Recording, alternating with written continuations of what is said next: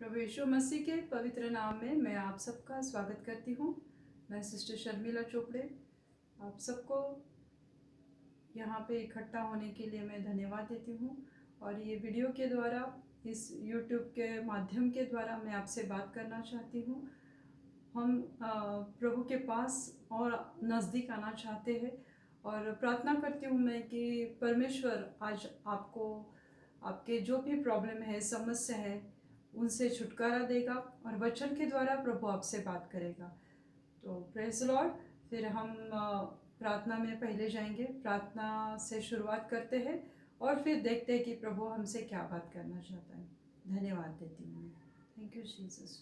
प्रभु मैं आपको धन्यवाद देती हूँ प्रभु, इस समय के लिए धन्यवाद देती हूँ प्रभु यीशु।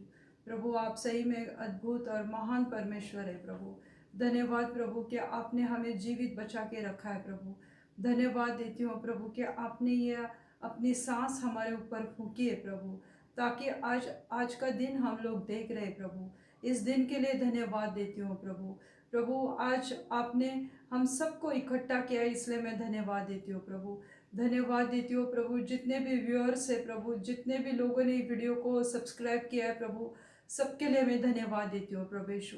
प्रभु यीशु मैं आपको धन्यवाद देती हूँ प्रभु जी, कि प्रभु आप यहाँ पे कार्य करने वाले हैं प्रभु, सबके साथ आज बात करने वाले हैं प्रभु। जो भी संकट में है प्रभु, तकलीफ में है प्रभु, जो भी बीमारियों से जा रहे हैं प्रभु, सबके जीवन में आज कार्य करो प्रभु। सबको प्रभु आज आप याद करो प्रभु, रोज और रोज प्रभु आज आप सबको याद करते हो प्रभु। और सबकी जीवन की जो भी इच्छा है प्रभु, जो भी उनकी ज़रूरत है प्रभु, आप उनको पूरे करने वाले जीवित खुदा है प्रभु। मैं आपको धन्यवाद देती हूँ प्रभु, आपके प्रीति के लिए धन्यवाद देती हूँ प्रभु, कि आपने हम सब से प्रभु प्यार किया है प्रभु। भले हम पापी हो प्रभु, भले हमने आपसे दूर गए हैं प्रभु, फिर भी प्रभु आप सबको प्यार करते हैं प्रभु। इसलिए मैं आपको धन्यवाद देती हूँ प्रभु। आप आज कार्य करो प्रभु, और बहुतायत से प्रभु सबके जीवन में कार्य करो प्रभु। धन्यवाद देती हूँ प्रभु जी। जो भी बीमार है प्रभु, जो भी समस्याओं में से जा रहे हैं प्रभु, प्रभु आप उनके जीवन में कार्य करो प्रभु। और प्रभु इस वचन के लिए प्रभु मैं आपको धन्यवाद देती हूँ प्रभु जी। प्रभु मेरे द्वारा प्रभु आप उनसे बात करो प्रभु। आपकी पवित्र आत्मा प्रभु हर एक को छुए इसी वक्त प्रभु। हर एक नींद आने वाली, थकावट आने वाली आत्मा को मैं डांटती हूँ यीशु मसीह के नाम से प्रभु। इसी वक्त हर एक का ताबा लो प्रभु, हर एक से प्रभु आज आप बात करो, हर एक को छुओ प्रभु जी।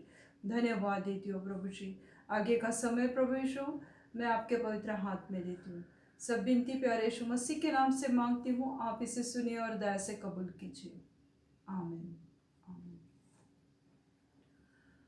प्रार्थना करने के लिए हमारे पास कोई बहाना नहीं होना चाहिए।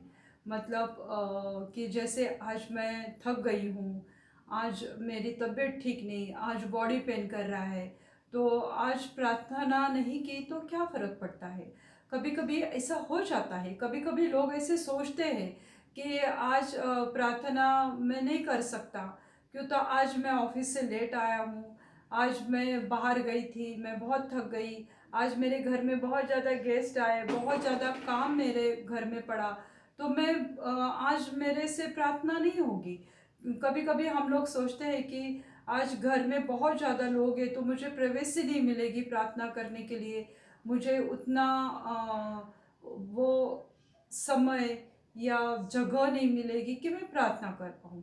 कभी कभी ऐसा होता है कि हमारा घर छोटा होता है, घर में ज़्यादा लोग होते हैं और प्रार्थना करने की एक उचित जगह नहीं मिलती है, तो हम लोग सोचते हैं कि आज घर में बहुत गड़बड़ी है तो मैं प्रार्थना नहीं करूँगी। तो प्रार्थना नहीं करने का हमारे पास 100 बहाने होते हैं कि हम प्रार्थना नहीं करेंगे, परंतु हम हमारी जो भी दिनचर्या है, हम सुबह से उठने के बाद हम जो भी काम करते रहते हैं, तो हम हमारे टाइम के हिसाब से बराबर करते रहते हैं, परंतु हम प्रार्थना को इतना निगलेक्ट क्यों करते। हम प्रार्थना करने में इतने अपने आप को बूस्ट नहीं करते प्रार्थना करने के लिए कि नहीं मुझे अभी प्रार्थना करनी है। अगर हमने एक समय निर्धारित किया है कि मुझे इस समय में आके प्रभु से बात करनी है, तो हमने अगर वो समय खो दिया, तो ऐसा होता है कि वो समय पे प्रभु यीशु मसीह हमारे लिए, जो परमेश्वर ने जो एंजल्स दिए हैं, वो सब वहाँ पे इकट्ठा होते हैं।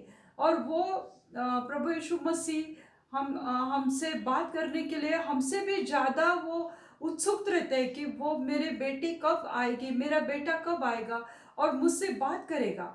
तो वो पवित्र आत्मा, प्रभु यीशु मसीह हमारे से भी ज़्यादा वो प्रार्थना करने वालों की राह देखते हैं। क्यों, तो समझो अभी सुबह का एक 6 बजे का समय आपने नियुक्त किया है कि मैं ये समय में आके प्रभु से बात करूँगी, और हम लोग उस समय में सोए रहते हैं और हमारे काम में अगर व्यस्त है कि पति को काम को जाना है, मुझे काम को जाना है, मुझे टिफिन बनाना है, तो ये सब गड़बड़ी में हम लोग वो समय पे प्रार्थना को नहीं बैठते हैं। तो हमारे पहले से प्रभु आके बैठा हुआ है, तो हम प्रभु को इंतज़ार करवाते हैं कि अभी मुझे समय नहीं, प्रभु तू बैठा रहे, मैं मेरा काम निपट के आराम से आके बात करूँगी। तो पर हमें ये नहीं मालूम रहता है कि प्रभु यीशु मसीह मेरे लिए वहाँ पे पहले से बैठा हुआ है। क्या मैं प्रभु यीशु मसीह को इंतज़ार करवा रही हूँ या करवा रहा हूँ? ये हम सोचते हैं क्या कि हमने प्रभु यीशु मसीह को वो समय नहीं दिया तो वो मेरे लिए बैठा हुआ है? ये हम कभी नहीं सोच पाते, और ये कभी हमने जानने की कोशिश नहीं की है कि प्रभु यीशु मसीह मेरे लिए वहाँ पे बैठा है। तो मेरे प्रियो, प्रभु यीशु मसीह के प्यारे लोग, उसके चुने हुए लोगों, ये आज हमने सोचना चाहिए कि मैं प्रभु को इंतज़ार करवा रही हूँ। तो प्रभु, प्रार्थना न करने के हमारे पास बहाने नहीं होने चाहिए कि मुझे अभी मुझे बहुत ज़्यादा तकलीफ़ हो रही है, मैं बीमार हूँ, तो मैं प्रार्थना नहीं कर पाऊँगी, मैं कैसे उठ जाऊँ, कैसे मैं बैठी रहूँ और कैसे प्रभु से बात करूँ। ये बहाने मेरे पास नहीं होना चाहिए। प्रार्थना हमारी जो भी है, तो हम वचन के साथ हमने करना चाहिए। जैसे प्रभु का वचन कहता है, जहाँ पे 2 या 3 मेरे नाम से इकट्ठा हुए तो मैं वहाँ पे हूँ। तो जैसे तुम अकेले बैठे हो, पर होली स्पिरिट तो है वहाँ पे, एंजल्स तो है वहाँ पे। तो प्रभु यीशु मसीह का जो वचन है कि 2 या 3, तो हमारे बीच में पवित्र आत्मा है, प्रभु यीशु मसीह है। तो हमने वो वचन बोल के प्रार्थना करना चाहिए। वचन ये भी कहता है कि जब तुम नींद में हो, तो तुम्हारी ज़रूरत है, तो मैं नींद में ही तुम्हारी ज़रूरत पूरे करने वाला परमेश्वर हूँ। तो ये ऐसे वचन जो है, तो वो वचन बोलकर प्रार्थना हमें करनी चाहिए।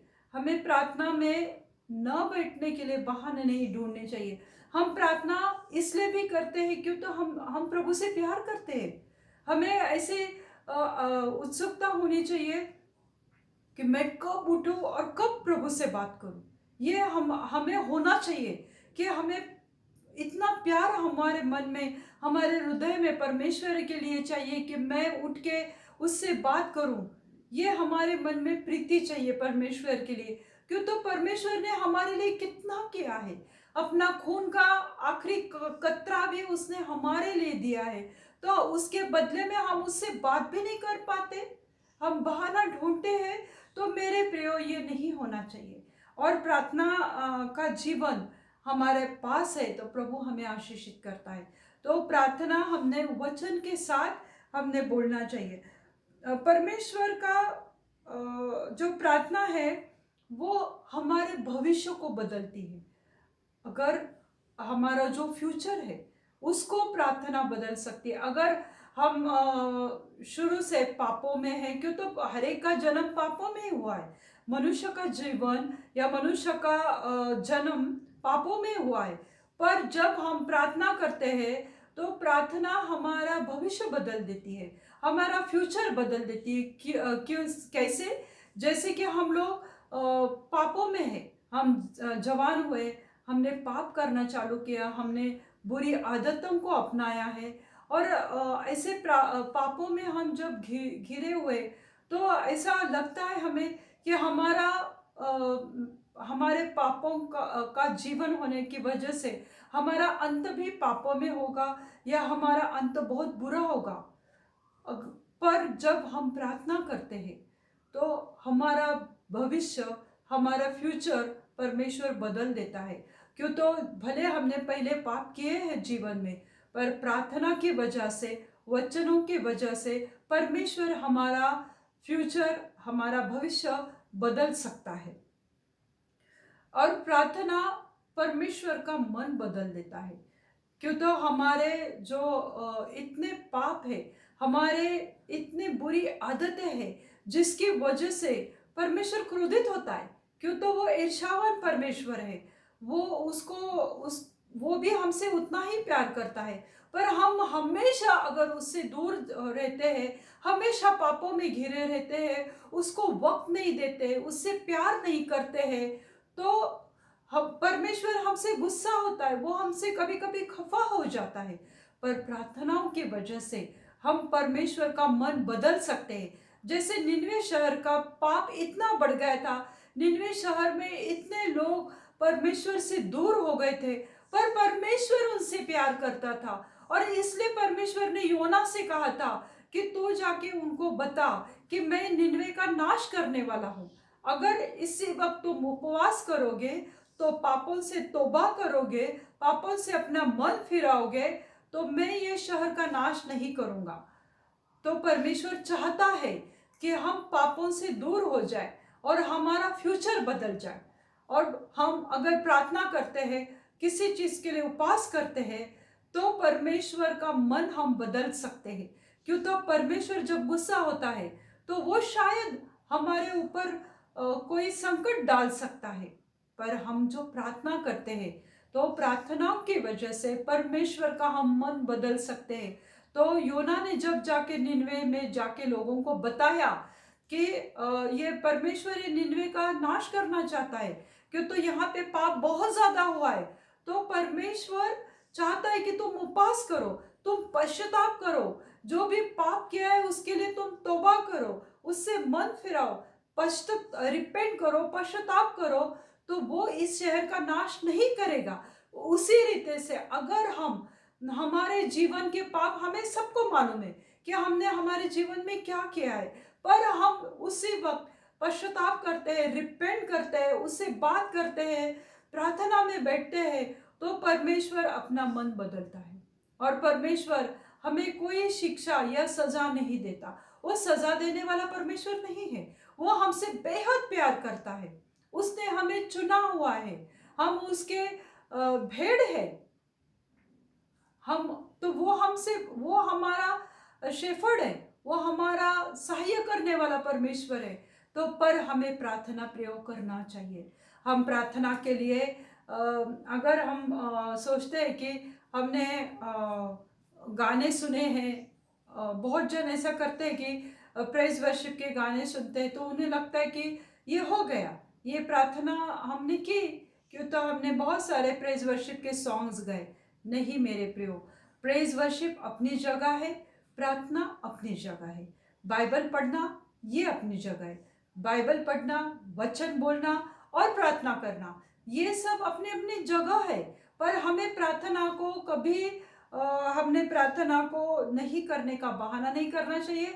प्रार्थना को हमने कभी निग्लेक्ट करना नहीं चाहिए। अगर हम प्रार्थना करते हैं और हमारे प्रार्थनाओं का जवाब नहीं मिलता है, तो हम कभी कभी सोचते हैं, हमें ऐसा लगता है कि हमारे प्रार्थना का जवाब नहीं मिला, तो कोई लोग उसको गिव अप कर देते हैं कि प्रार्थना करने से क्या होता है, कोई लाभ नहीं, तो मैं प्रार्थना क्यों करूं?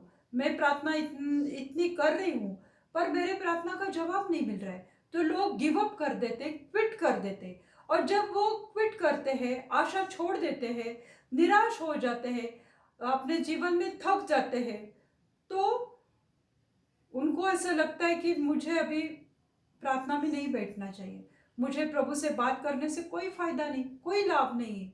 तो जब हम प्रार्थना कर कर गिव अप कर देते, तो हम अपने जीवन में बहुत कुछ खो देते हैं। प्रभु हमारे जीवन में बहुत बड़ी टेस्टमनी करना चाहता है, पर जब टेस्टमनी आ रही है और हमने गिव अप कर दिया, हमने क्विट कर दिया तो क्या लाभ है? तो हमें हमारे अगर बड़ी टेस्टिमनी हमारे लाइफ में चाहिए तो हमें प्रार्थना में रहना चाहिए। क्यों? तो प्रार्थना का जवाब आ रहा है और हमने उसी वक्त गिव अप कर दिया। जैसे दानियल प्रार्थना कर रहा था, उसने उपवास किए थे, पर गैब्रियल ने उसे बताया,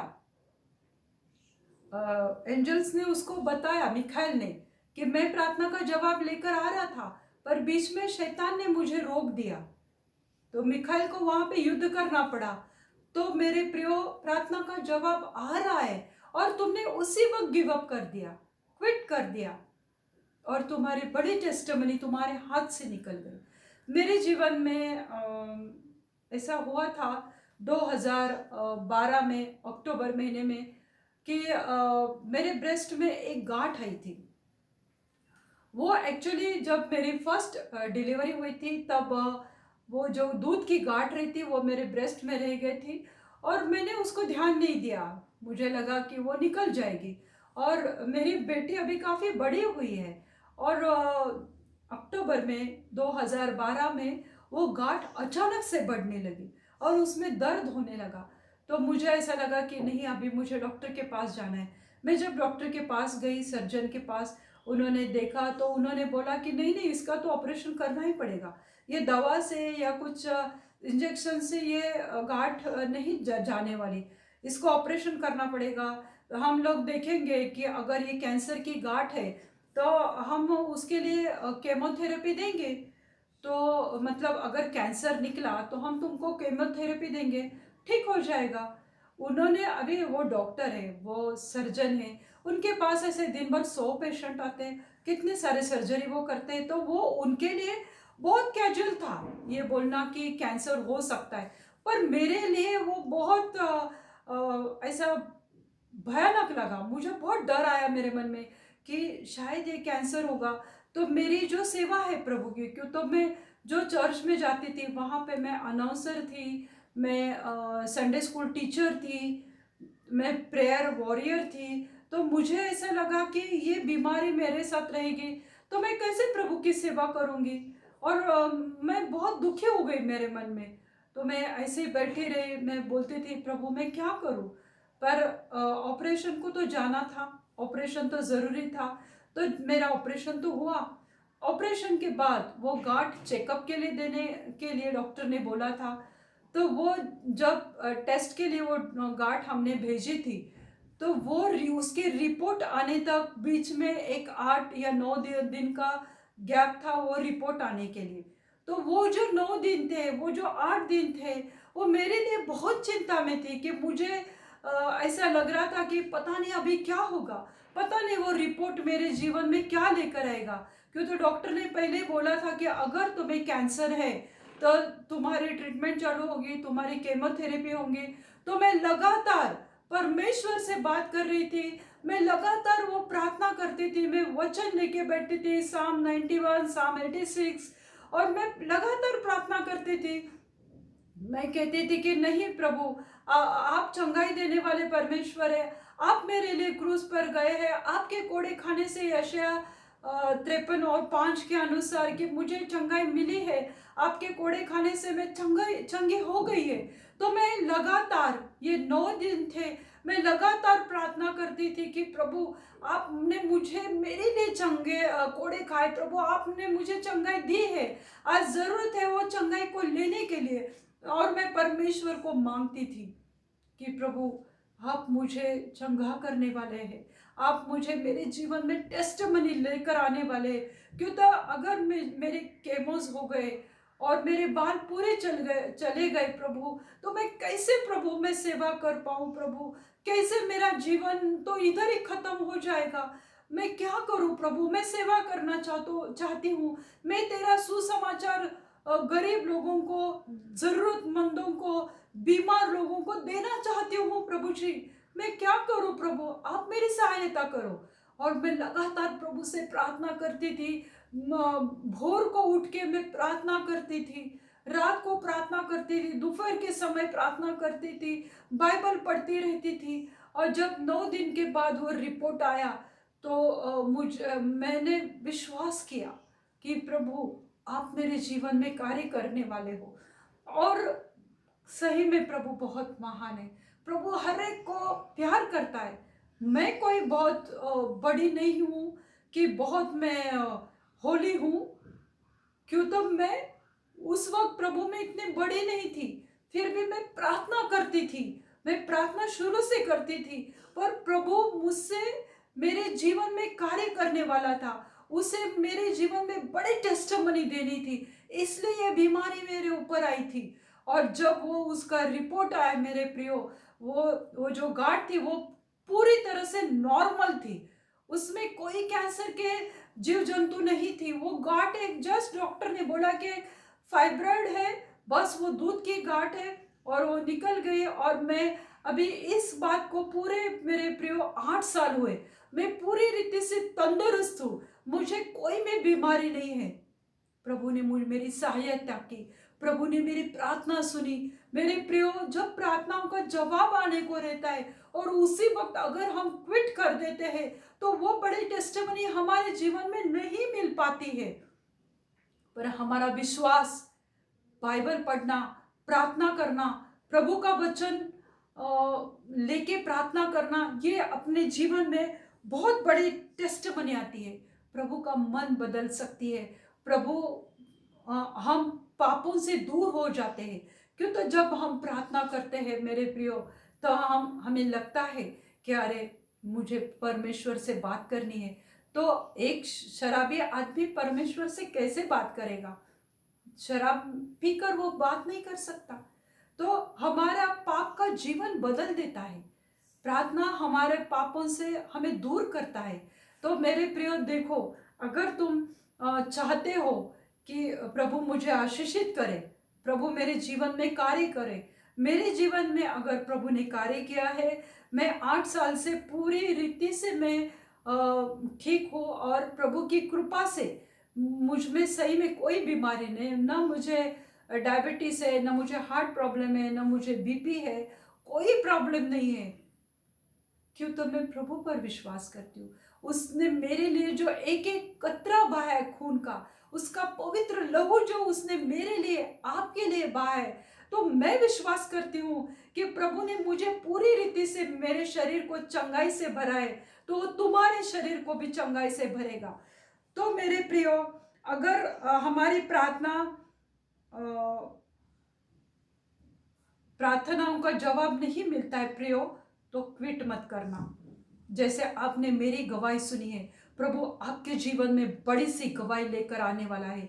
तुमने बहुत दिनों से अगर प्रार्थना की है, बहुत दिनों से तुम कष्ट में गए हो, बीमारियों में से जा रहे हो, तो प्रार्थना छोड़ो मत मेरे प्रियो। विश्वास करो यीशु मसीह पे, तो वो तुम्हारे जीवन में अद्भुत रीति से कार्य करने वाला है।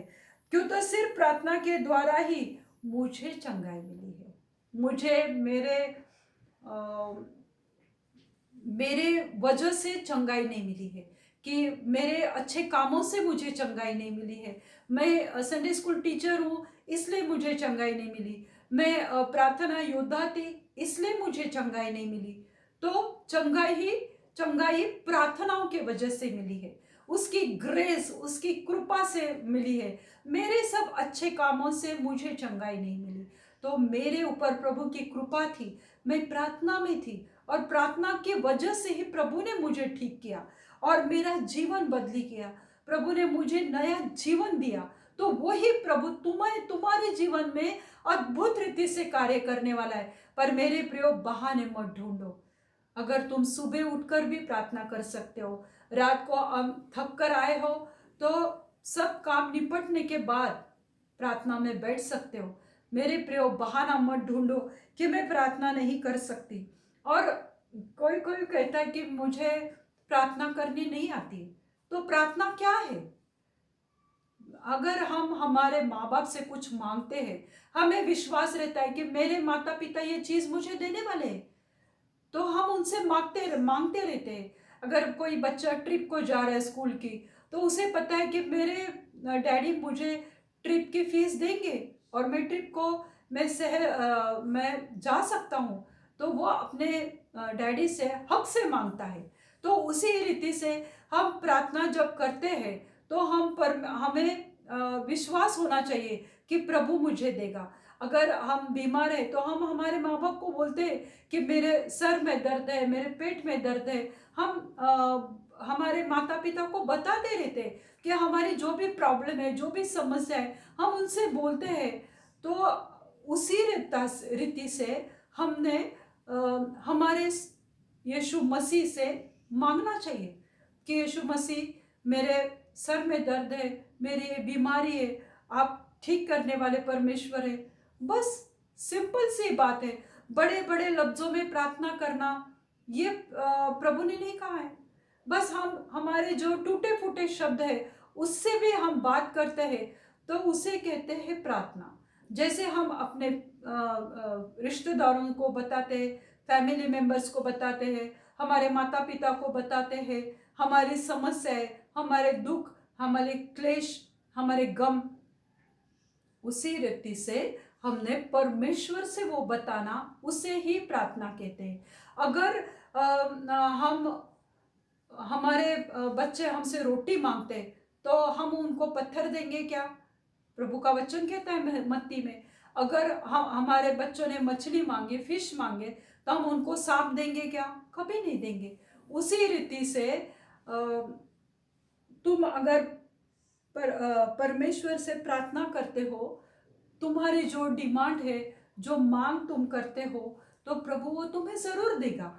अगर मत्ती के अध्याय, उसके 7वें अध्याय और 11वें वचन में हम देखते हैं, जब तुम बुरे होकर अपने बच्चों को अच्छे वस्तुएं तुम देना चाहते हो, जबकि तुम बुरे हो, तो तुम्हारा स्वर्गीय पिता अपने मांगने वालों को अच्छी वस्तुएं क्यों ना देगा? जब तुम बुरे हो, मतलब जब बुरे मतलब तुम्हारे में पाप है, तुम्हारे में कुछ कमी घटी है। ऐसे सब पेरेंट्स रहते हैं, क्यों? तो हमारा जन्म ही पाप में हुआ है। तो तुम बुरे हो, खुद तुम पाप में हो, तुम्हारे पास कोई बुरी आदत है, फिर भी तुम बुरे होकर तुम तुम्हारे बच्चों को अच्छी चीजें दे रहे, तो तुम्हारे स्वर्गीय पिता तुम बुरे होकर भी तुम्हें अच्छी चीजें क्यों नहीं देगा? वो अगर तुम बुरे माता पिता होकर भी बच्चों को देते हो अच्छी चीजें, तो तुम्हारा स्वर्गीय पिता प्रभु यीशु मसीह तुम्हें अच्छी चीजें क्यों नहीं देगा? वो तुम्हें जरूर देगा। तो परमेश्वर से हम प्रार्थना करना कितना जरूरी है। तो प्रार्थना में बैठना मेरे प्रियो बहुत इंपॉर्टेंट है। ये फर्स्ट पार्ट हमने प्रार्थना का लिया है। आगे आगे हम देखेंगे कि प्रार्थना के बहुत सारे प्रकार है। प्रार्थना कैसी करनी चाहिए, बाइंडिंग प्रेयर कैसी होती है, फैमिली प्रेयर कैसी है, बीमारी के लिए कैसी प्रेयर करनी चाहिए, इंटरसेशन कैसा करना चाहिए, मध्यस्थी की प्रेयर कैसी होती है, ये हम धीरे धीरे देखेंगे। पर आज मैंने ये बेसिक दिखाया है कि प्रार्थना करने के लिए बहाना नहीं होना चाहिए। प्रार्थना बहुत इम्पोर्टेंट है और हमने हमारी बड़ी गवाहियों को नहीं छोड़ना है। और प्रार्थनाओं की वजह से हमारा पाप का जीवन बदल जाता है और प्रार्थनाओं की वजह से हमारा फ्यूचर बदल जाता है और प्रभु हमें आशीषित करता है। आइए प्रियो, हम प्रार्थना करते हैं। धन्यवाद देती हो प्रभु जी, इस वचन के लिए मैं धन्यवाद देती हूँ प्रभु। प्रभु आप हमारे जीवन में, सबके जीवन में बड़ी गवाही को लेकर आने वाले प्रभु। इस समय कोई बीमार है प्रभु, किसके फेफड़ों में अगर प्रॉब्लम है प्रभु, वो सांस नहीं ले पा रहे, उनकी सांस की प्रॉब्लम है प्रभु, इसी वक्त में प्रार्थना करती हूँ प्रभु जी कि उनके फेफड़ों की बीमारियों को ठीक करो प्रभु, उनकी सांस की प्रॉब्लम पर प्रभु आप नियंत्रण करो प्रभु। क्यों? तो आपने हमारे जीवन में आपकी सांस फूंकी है प्रभु, तभी तो हम जीवित है प्रभु जी। मैं प्रार्थना करती हूँ प्रभु अस्थमा के पेशेंट्स के लिए प्रभु, अगर किसी को वायरस की प्रॉब्लम हुई है प्रभु और वो सांस नहीं ले पा रहे प्रभु जी, इसी वक्त उनको छो प्रभु, उनके फेफड़ों में प्रभु आपकी सांस डालो प्रभु, वो सब क्लियर करो प्रभु, उनके शरीर की वीकनेस को प्रभु आप उनकी कमजोरी को प्रभु आप अपने सामर्थ्य से भरो प्रभु जी, उनको चंगाई दो प्रभु जी। प्रभु जी मैं प्रार्थना करती हूँ प्रभु, जिनके पास जॉब नहीं है प्रभु जी, जिनके बिजनेस बंद पड़े हैं प्रभु जी, आप इसी वक्त प्रभु उनके जीवन में कार्य करो प्रभु, उनका विश्वास को स्टर करो प्रभु, उनके विश्वास को प्रभु आप हिलाओ प्रभु, और प्रभु उनके जीवन में कार्य करो प्रभु जी। प्रभु उन्होंने विश्वास करना चाहिए प्रभु कि प्रार्थना में सामर्थ है प्रभु जी, प्रार्थना में बल है मेरे प्रभु जी, आप कार्य करने वाले महान परमेश्वर हो प्रभु, इसी वक्त उनके जीवन में कार्य करो प्रभु जी। जो भी प्रभु जी बीमारियों से कमजोर हुए उनको चंगाई दो, उनको सामर्थ्य दो, बल दो प्रभु। जो भी कैंसर एड्स के बीमार है प्रभु उनको छुओ प्रभु, उनको आशीषित करो, उनके जीवन में बड़े टेस्टमनी लेकर आओ प्रभु जी। प्रभु मैं प्रार्थना करती हूँ प्रभु, कोई भी टीबी के पेशेंट है, सोरेसिस के पेशेंट है, हड्डियों के पेशेंट है, उनको छुओ प्रभु, उनको आरोग्य दो प्रभु, उनको उनके हड्डियों में आपकी जान, आपकी सांस उनमें डालो प्रभु जी, आपका पवित्र लहू उनके शरीर में बहने दो प्रभु जी। प्रभु जो भी हड्डियों के बीमार है, जो भी प्रभु जी अर्थराइटिस के पेशेंट है, उनको छुओ प्रभु, उनको चंगाई से भरो प्रभु जी। जो भी डायबिटीज है, शुगर के पेशेंट है, थायराइड के पेशेंट है प्रभु, उनको छुओ प्रभु जी। जो भी करने के अधीन है प्रभु, उनको वो उनकी बाधा उनकी करने की निकाल दो उनके जीवन से प्रभु। उन जो भी पेट के बीमार है प्रभु, उनका पेट की बीमारी, हर एक बीमारी को निकाल दो प्रभु, उनको छुओ प्रभु जी, आरोग्य से भरो प्रभु। धन्यवाद देती हो प्रभु जी। हर एक पति पत्नी के जीवन में कार्य करो प्रभु, हर एक कड़वाहट नफरत निकाल दो प्रभु, उनके जीवन में प्यार आने दो प्रभु, उनके जीवन बदल दो प्रभु, पाप का जीवन उनका निकाल दो प्रभु, और उनको ठीक करो प्रभु। पति पत्नी के जीवन में कार्य करो, हर एक फैमिलीज में कार्य करो प्रभु। जो भी देख रहे प्रभु, उनके जो भी समस्या है प्रभु, वो समस्या सिर्फ आप हल कर सकते हो प्रभु। उनको हर एक समस्याओं से दूर करो, कर्जों से दूर करो। धन्यवाद देती हो प्रभु जी। मैं विश्वास करती हूँ प्रभु, क्या आपने इस समय का ताबा लिया है प्रभु, वचन के द्वारा हर एक को छुआ है प्रभु, और प्रभु आज आपने हर एक के जीवन में कार्य किया है प्रभु। धन्यवाद देती हो प्रभु। ये सब विनती प्यारे यीशु मसीह के पवित्र और जलाली नाम से मांगती हूँ प्रभु। धन्यवाद देती हूँ, विनती यीशु मसीह के नाम से मांगती हूँ, आप इसे सुनिए और दया से कबूल कीजिए। आमीन। अगर आपकी कोई प्रार्थना विनती है तो आप मुझे YouTube पे भेज सकते हैं। आपने ये चैनल देखा है, ये वचन आपने सुना है, आपने अपना समय दिया है, इसलिए मैं आपको धन्यवाद देती हूँ, प्रभु यीशु मसीह को धन्यवाद देती हूँ। God bless you all. Thank you.